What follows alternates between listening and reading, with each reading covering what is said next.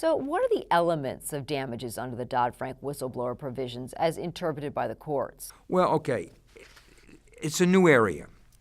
Statute clearly says twice back pay.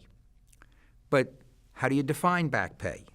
Back pay is normally what you would have made if you stayed at the company until the case is resolved. But what does it include?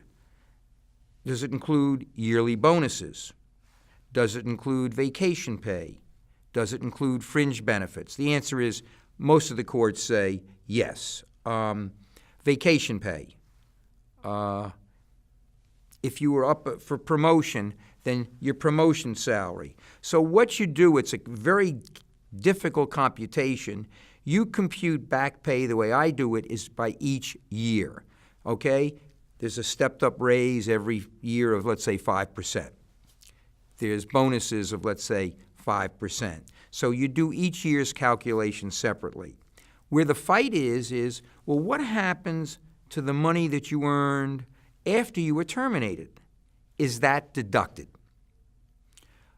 The weight of authority seems to be that that should be a deduction from twice back pay. Okay, I think I understand the issues related to back pay. Is there another element of damages? The second area is attorney's fees. You're entitled to your reasonable attorney's fees if you prevail. And in a settlement, you work it out that your attorney's fees are part of it.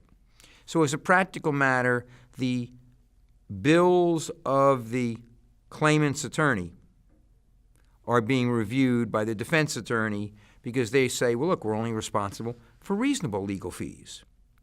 And so you fight over that. And then the question is, what test do you use? And like in class actions, you have what's called lodestar, which is based on your normal hourly rate.